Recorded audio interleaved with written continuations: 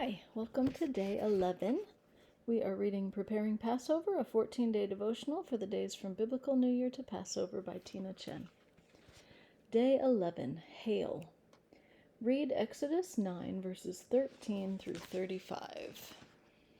And I am reading from the Web US translation of the Bible.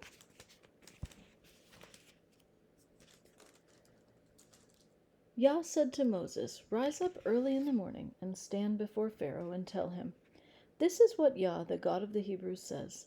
Let my people go, that they may serve me. For this time I will send all my plagues against your heart, against your officials, and against your people, that you may know that there is no one like me in all the earth. For now I would have stretched out my hand and struck you and your people with pestilence, and you would have been cut off from the earth.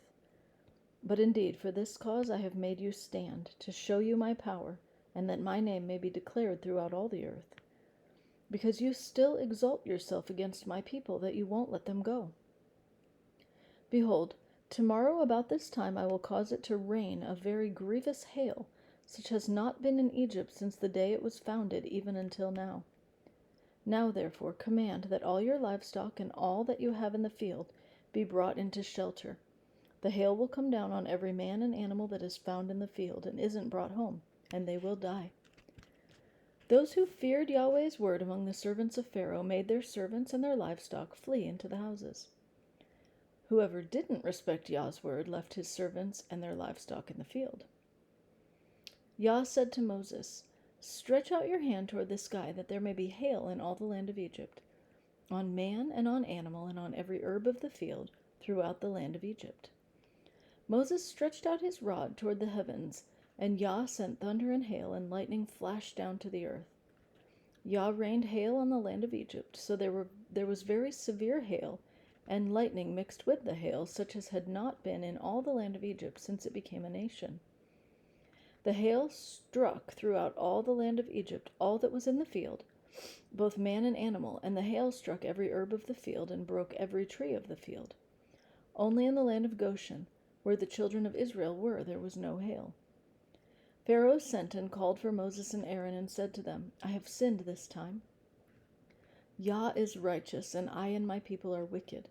Pray to Yah, for there has been enough of mighty thunderings and hail. I will let you go, and you shall stay no longer.' Moses said to him, 'As soon as I have gone out of the city, I will spread out my hands to Yah. The thunders shall cease, and there will not be any more hail, that you may know that the earth is Yah's. But as for you and your servants, I know that you don't yet fear Yah God.' The flax and the barley were struck, for the barley had ripened and the flax was blooming. But the wheat and the spelt were not struck, for they had not grown up. Moses went out of the city from Pharaoh, and spread out his hands to Yah, and the thunders and hail ceased, and the rain was not poured on the earth. When Pharaoh saw that the rain and the hail and the thunders had ceased, he sinned yet more and hardened his heart, he and his servants. The heart of Pharaoh was hardened, and he didn't let the children of Israel go, just as Yah had spoken through Moses."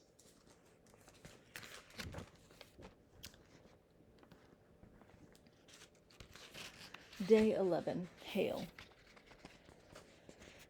This seventh plague is described in more detail in Scripture than any of the other plagues, and this is the only time that Pharaoh is given an explanation of the purpose of the plagues. Yah instructed Moses in verse 14 to tell Pharaoh that he was inflicting these plagues so that Pharaoh, his officials, and his people would realize that Yah was without equal in all the earth. Yah also made a point of letting Pharaoh know that these plagues did not represent the full extent of his power. Yah made it clear that he could have already wiped Pharaoh from the face of the earth, but he had instead chosen to keep Pharaoh alive to show his power, and so that his name would resound throughout the whole world. In addition to this unprecedented explanation of the purpose of the plagues, Yah does something else for the first time, by offering Pharaoh and the Egyptians a way to escape the consequences of this plague. Not only is Pharaoh given a warning that this plague is coming, he is also told in verse 19 to hurry and bring all the people, livestock, and anything else in the fields indoors, so that they will not die or be damaged. Yah had gotten the attention of at least some of the Egyptians, because we are told that those who feared the word of Yah brought their slaves and livestock into their houses, but those who had no regard for him left everything and every one in the fields. We see another interesting shift in this plague, back to it being initiated by the reaching out of a staff. The first 3 plagues involved Aaron's staff, and the next 3 did not, and for this 7th one it is Moses who reaches out his staff to begin the plague. At the lifting of Moses' staff, Yah sent thunder, lightning, and hail worse than any hailstorm in Egypt's history. It is described as having fire flashing up with the hail, and we are told it destroyed everything in the fields, people, animals, plants, and trees. The flax and barley crops were completely destroyed, but the wheat and buckwheat had not yet come up, so they were spared. But there was no hail where the Israelites lived. They were set apart by Yah once again. This third attack on the livestock of the Egyptians was certainly financially devastating. After their livestock died in the 5th plague, they would have purchased new stock to begin again, which was then afflicted with boils in the 6th plague. Those that survived the boils were now pummeled by the worst hailstorm in history, unless their owners were wise enough to heed the warning and bring them to shelter. The Israelites probably fared quite well financially from these 3 plagues, as they would have been the primary source for the Egyptians to buy new livestock. This is the first plague that directly caused the loss of human life. The previous plagues were more irritating and inconvenient, causing misery and financial loss. But in this plague, Yah said that any human being left in the fields would die, and we are told that some of the Egyptians left their slaves in the fields. The plagues were definitely increasing in intensity, so much so that Pharaoh admitted to being in the wrong for the first time while this hailstorm was raging. He confessed that Yah was in the right and pleaded with Moses and Aaron to intercede for him with Yah to bring an end to the terrible storm. Moses did so in order that Pharaoh would know that the earth belonged to Yah, even though Moses knew Pharaoh would harden his heart again. This plague was an obvious attack on the Egyptian gods of the sky and weather, as well as those attributed with the harvest of grains. Multiple gods were given credit for controlling the sky and for giving just the right amounts of rain and sun for crops to grow well. Others were venerated for giving abundant harvests.